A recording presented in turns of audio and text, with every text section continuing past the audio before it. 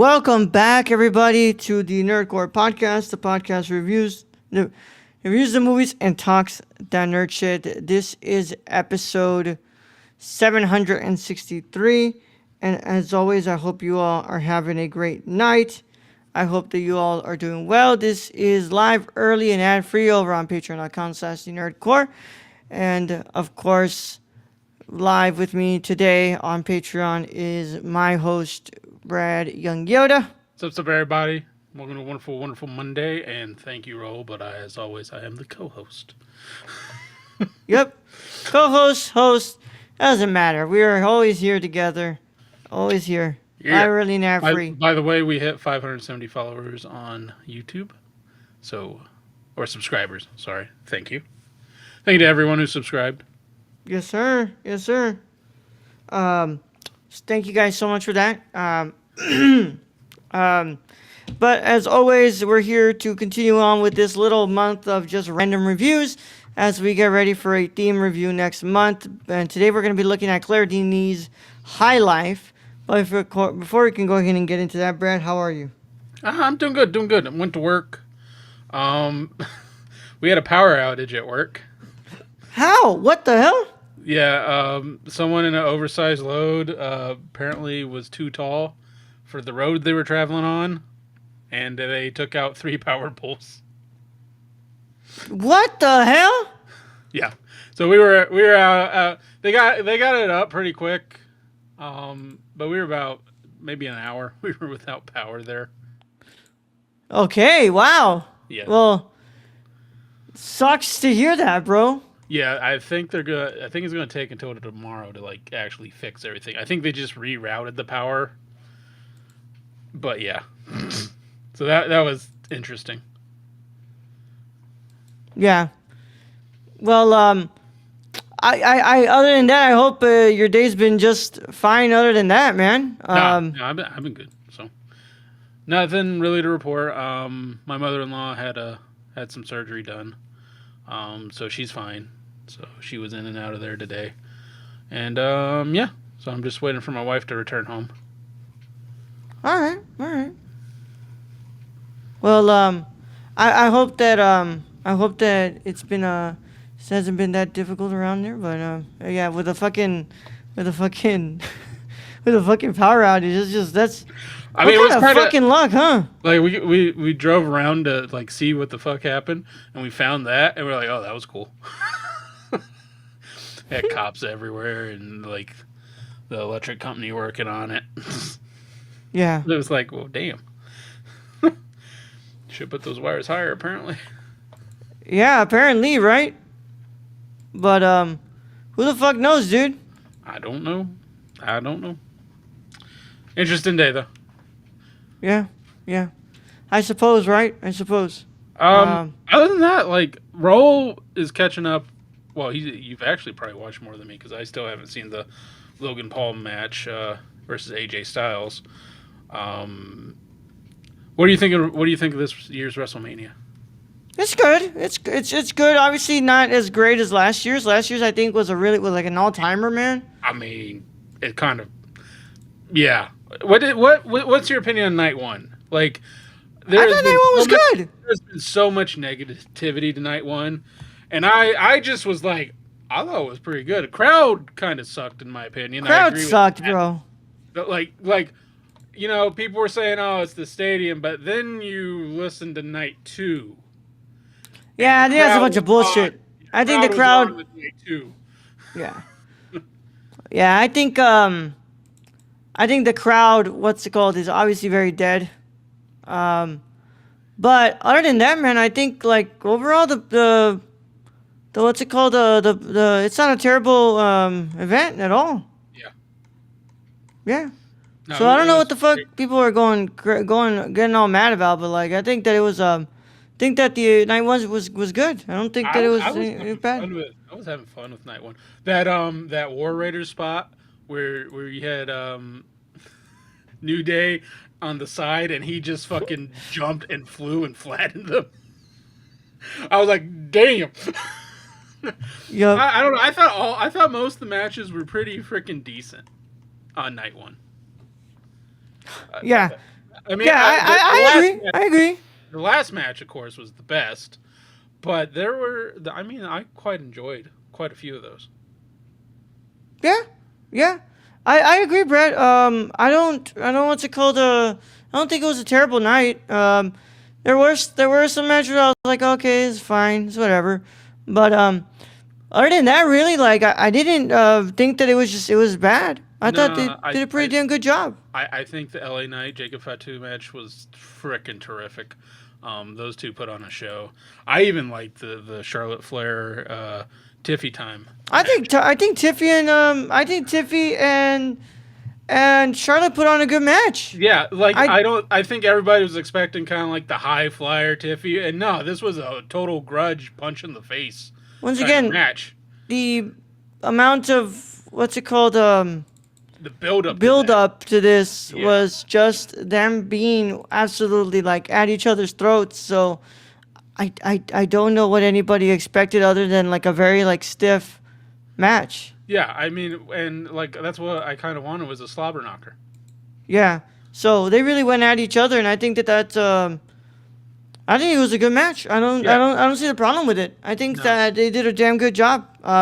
Do I think it's the best that Charlotte has done? Absolutely not. I think that No. she's had way better matches like with Rhea, but I think that for what it was, I think that it worked out pretty damn good. And it ended how I think most fans wanted it to end. But I think it puts Charlotte in a good, like, if she goes, heel mode, which I'm sure she is. I think it puts her in a good position. Like, she can take shots and deal them out too. Yeah, yeah, I agree, Brad. I agree. So, you know, um, I think that people were just being a little bit like, maybe a little too harsh on the match. I mean, I can see on some, like, I'll give it to them. The openings on some of them for both nights were a little underwhelming compared to other years. Like, remember the one, I was watching old matches, but like WrestleMania XL and Seth Rollins comes in with that Philadelphia band weird looking dudes. Like, I didn't see a lot of that, but I don't know. I mean, there's only so much you can do, I guess. Yeah, yeah, yeah. I just still think like the match was just I think the matches are good. So we're good on night one. I think obviously night two is the better night. I think night two is way better. Yeah, and I think you had more. Like the crowd was definitely like a ton better on night two. But yeah, some of the matches in night two, wow, just they put on a show. I even liked the McIntyre Damian Priest match. Although when you say Sin City, like what was it called, Sin City Street fight. Street Fight, I want you to go out like in Vegas and like smash slot machines and throw them on taxis and shit. That's what I want. Yeah. Well, that's not what you were gonna get, Bray. No, but I mean, I got a guy through like 3 tables, so that's kind of Yeah. They actually did a pretty damn good job with that match. Yeah. I won't lie. Yeah, I liked it. Yeah. But other than that, man, like really just I'm at the last match. I'm at the John Cena and the John Cena and Cody Rhodes match. And yeah, then just kind of like just waiting to see what's up with this match. I want to see how Cena does. This is what Roll's been doing other than watching Sancho. Yeah, yeah. I took today to rest, bro. I've been sleeping and I've been watching wrestling. That's all I done. It's fine. Yeah, I'm just tired, bro. Like I'll be ready to review Sancho, so we're good. Yeah, yeah. I've just been so fucking tired, dude. So, who knows, man? Who knows? Okay. We do get a review High Life though, so that is a plus. That is a plus. That is 100% a plus. So, we'll get ready to do all that. So, if you have not watched High Life, you should probably get out of here if you care about sports. But if you don't care about sports or you've already seen the film, go ahead and stay. This is your one and only spoiler warning. It is in effect after these words from our sponsors. In a 5, 4, 3, 2, 1. Today's episode of the Nerdcore is brought to you by SeatGeek. Whether you want to see your favorite band, sports team, or comedian, SeatGeek has you covered. We're proud to be partnering with SeatGeek to offer you $10 off your first order with code THENERDCORE. That's $10 off your first order at SeatGeek.com with code THENERDCORPS. So take a seat at your next live event with SeatGeek. Thank you. Now let's get back to today's video. Go ahead and introduce them to High Life, Brad. All right, Raul. High Life is a 2018 science fiction horror film directed by Claire Denis in English, written by Denis and her longtime collaborator, Jean-Paul Fargeau, starring Robert Pattinson and Juliette Binoche. It focuses on a group of criminals sent on a space mission toward a black hole while taking part in scientific experiments. Physicist and black hole expert Aurelian Barrow was hired as a consultant, and Danish-Icelandic artist Olafur Eliasson designed the film's spacecraft. High Life premiered on September 9th, 2018 at the Toronto International Film Festival. And they didn't even put starring in that. Wow. Starring Robert Pattinson, Julia Binoche, Andre Benjamin, Mia Goth, Agata Buzek, Lars Edinger, Claire Tran, Ewan Mitchell, Gloria Obanyo, Victor Banerjee, Scarlett Lindsay, and Jesse Ross. Cinematography by Yorick Leso. Edited by Guy Lecorne. Music by Stuart A. Staples. And running time of 110 minutes. Budget $8 million. Is that pounds? I think it's pounds, right? I don't have the Wikipedia article, but wouldn't it be euros if France? Oh yeah, euros. Sorry, euros. 8 million euros and box office $2.8 million. Yeah. But I don't think this movie was made for the box office. Yeah, 100%. Not what the what's it called? The original thought was for this one. Yeah. Also, sci-fis do not do well at the box office generally. Yeah. So yeah, I don't think Claire Denis ever had a thought in her mind that like, oh, I wish that this movie made a lot of money. Like, I don't know if I've ever seen a Claire Denis movie that's ever had that thought in her mind of, oh, I hope this makes a lot of money. Yeah. I don't think there's one Claire Denis movie in there. Yeah. How many Claire Denis movies have you seen, Brad? How many have we reviewed on the show? I don't think we've ever reviewed a Claire Denis film. I feel like we've reviewed one or two. We have not, because I've only ever seen High Life and one other one from her, I think. I could have sworn we reviewed some. I don't know what the fuck you're talking about. I'm just talking shit now. That's all I'm doing. Yeah. Don't mind me. I just lied. Yeah. I was like, the fuck. All when right, have we you need ever... a Claire Denis month so I can make it back up, but because I'm gonna still stand by my comment. Yeah. Yeah. What a... Yeah, I was like, when the fuck did you do it, bro? Yeah.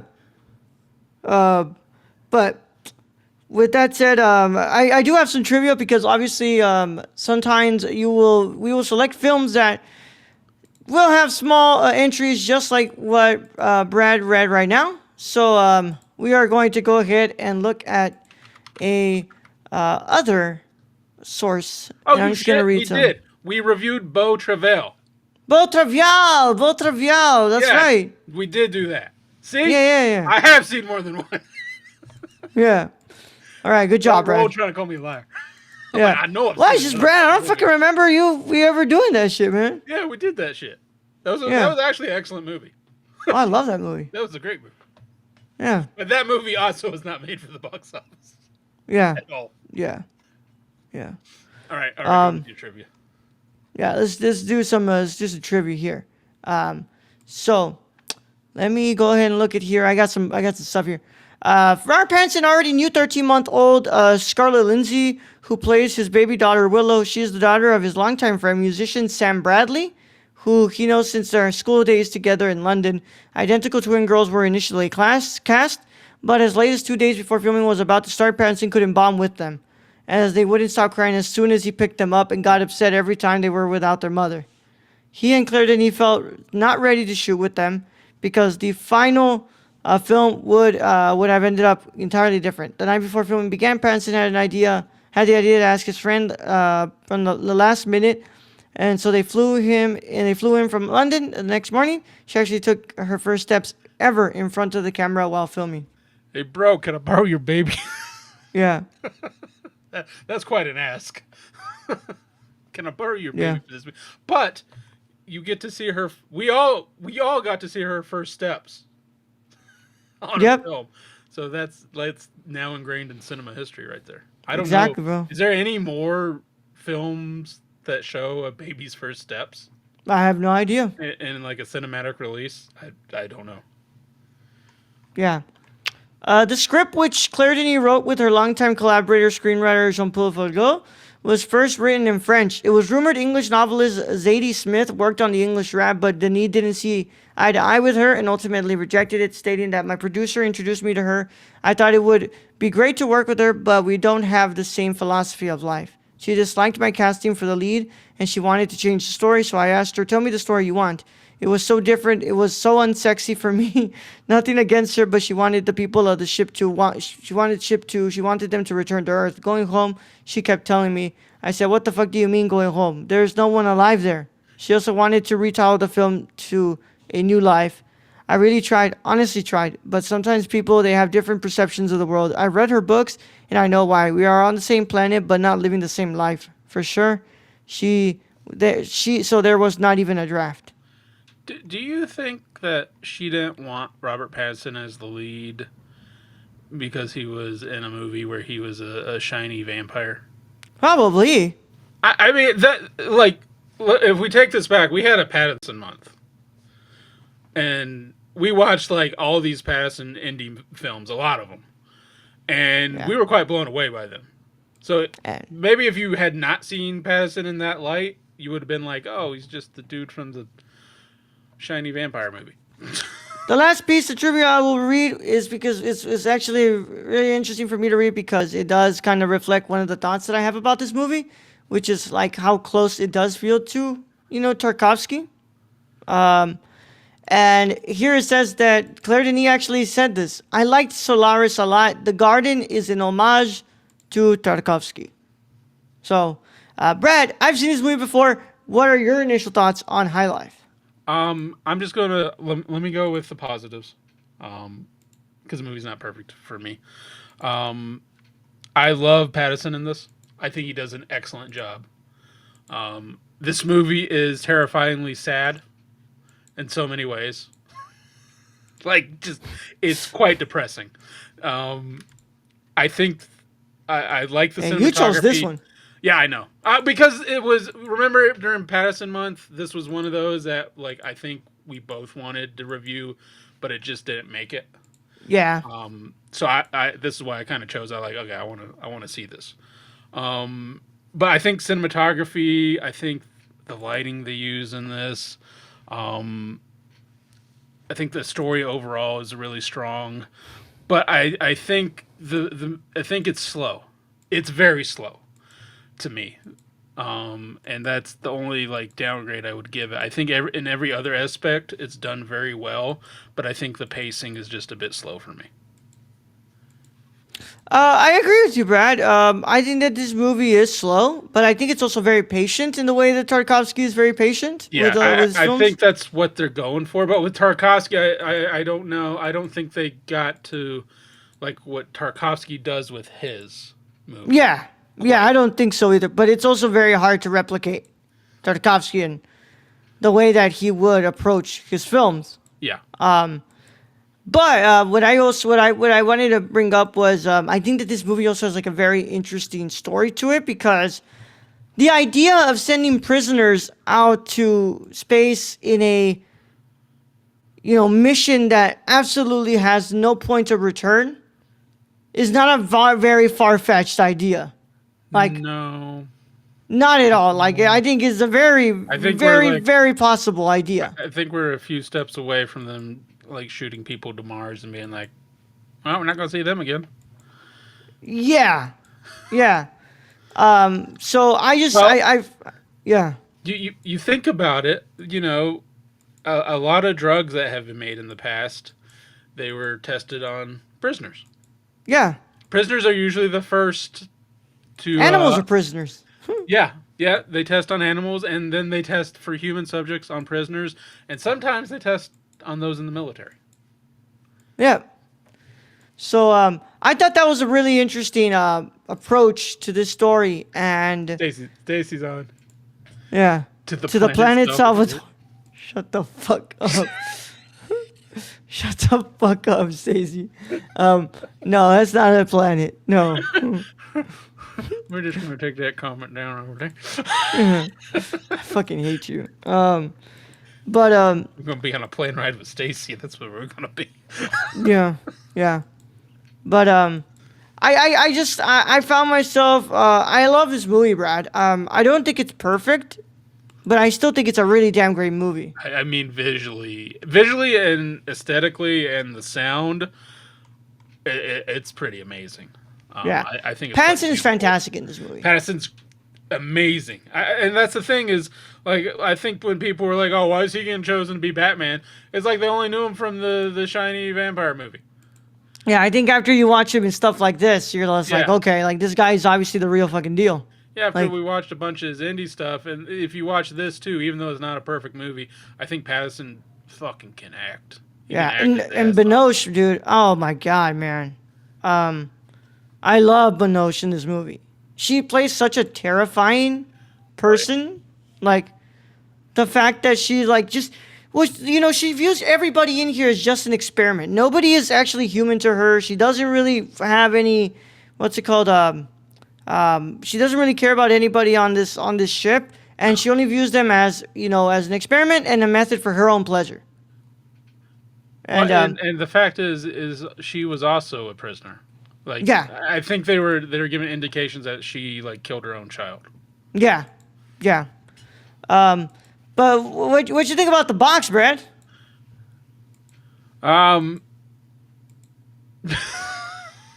Because when you picked this movie, I was like, okay, Brad's gonna, because this movie is sci-fi, Brad, but it's also very erotic. Yeah, no, it's very very. So usually that's what I pick. Yeah. Interesting. I think some of the more sexual scenes, like the one where we get to see Dibs. I don't know, like what the dildo saddle. Yeah, Very like stunningly, like the way that it's shot. Like, I mean, this is definitely a Raoul movie. If I had to give Raoul a movie, but the way that shot is actually it's quite beautiful. Like, because you can like see all the muscles in the back, and like, I mean, it's very erotic. yeah, yeah. What a concept though. What a fucking concept though, right? But yeah, that's why to me, like, it doesn't, like, because Tarkovsky wouldn't concentrate on that, but it is something that I think that is something you can do with Tarkovskian ideas. So Yeah, I mean, had Tarkovsky like been around for today's world, oh, where 100%. where he wasn't under the Russian kind of hold, like, I don't think he could have got away with that in Russia, like Soviet. Absolutely Union. not. Absolutely not. I think the fact he got away with what he did in his movies with the Soviet Union breathing down his neck is pretty impressive, but there's no way he could have done this. Yeah. I and also just fuck, dude, that one scene where the guy just fucking like with Pattinson, where he like crashes the fuck out and like they had to fucking like kill him, right? Are we talking about the dude like who goes on to rape? Yes. Yes. That whole scene was so much tension in that, and Yeah. I'm like, I was questioning, like, why are they tied down?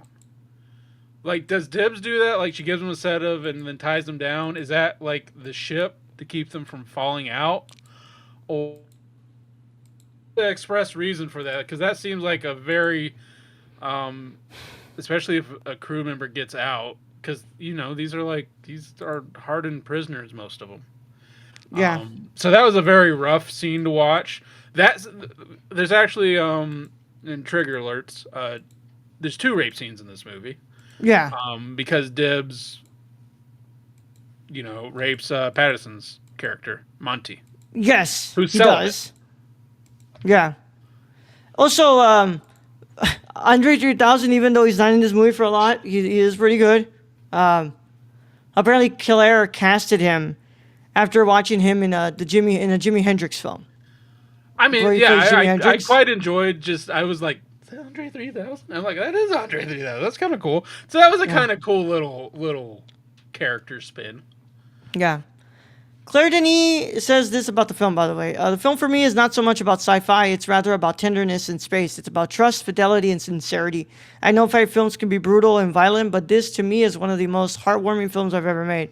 It's about the bond of a father and his daughter in this spaceship, and to me, that's very emotionally powerful. It's important to show how people are feeling, even when they are brutal. But it's about despair and human tenderness, about love despite everything. She also made this movie. Pretty much finished this movie during like the last moments of her mom's life. Yeah. So she said like the ending, it was a little bit sadder than it probably was supposed to be because of what she was going through. So Not kind of, but I do agree with her. I think you're put in and you're shown a lot of very tough images to kind of get through. But those images with Pattison when he's just taking care of the child kind of cut in with all these really harsh graphic of how he got there and what he had to survive through. And not only that, but they basically just shot prisoners into space to die while doing experiments. The fact that he managed to take care of another human being who couldn't take care of themselves to the point of an adulthood in space, where like, because you had one character get murdered, you had another character die of radiation poisoning, you had multiple characters I think commit suicide. So yeah, I mean, a very harsh living experience, and then it's kind of cut in with this, like she said, tenderness of a prisoner taking care of his child. yeah, yeah. So quite the what's it called approach to this story, but I think that it does work out well, and I think that she does get her message across pretty well. Like I said, I don't think it's perfect because it does have a lot of moments that I think are like incredibly slow to the point where it's not slow like Tarkobsky, where it's the point of being slow. More so, it's slow because it's kind of meandering a bit. But overall, I do think it's a great movie, though, and I do. I like both of y'all way more. I think that's a better movie, but I think it is a pretty damn great movie. And What's your because score? of that, I give this movie a 9 out of 10, Brad. Very nice. Yeah. What's your final verdict? I agree with you. I think the slowness does hurt it for me a bit, but I think everything else is done very well, done very amazingly. And for that, I'm going to give it an 8.5 out of 10. I think it's very, very good. And I think Pattinson is excellent in this. Yeah. It's hard to deny how great he is in this, man. He's terrific. And and I don't think he speaks very much through this. It's a lot in his body language and his facial expressions. I mean, there is some dialogue in there, but really it's just, he's kind of showing us what he's going through his mannerisms. Yeah. I agree. Definitely a film to me that is a really big highlight of his career. That he gets to work with quite the legendary French film director here, and I think it's also one of those that people should watch so that way they can have a better opinion about the guy, because I think he is a really great actor. And I think with Batman they have started to really shift with him. So if you haven't watched this movie yet and you have the chance to see it, I think you should see it. Even though you get ready for some shit. Yeah. I mean, get ready to be sad, but Yeah. With that said, that concludes our review of High Life. As always, thank you guys for joining us. Keep up to date with us on thenerdcore.com, Twitter at thenerdcore, Instagram at thenerdcore, Letterboxd at thenerdcore, TikTok at thenerdcore, and patreon.com/thenerdcore, where we have tiers as low as $1 a month. In that tier, it gets you access to this show live, early, and ad-free before anybody else gets to watch it. And of course, our Discord link is in the description below, where you can talk to us about all the things that you enjoy. You can talk to us about wrestling. You can talk to us about TV, about movies. It doesn't matter. We have a channel for everything you could possibly think of.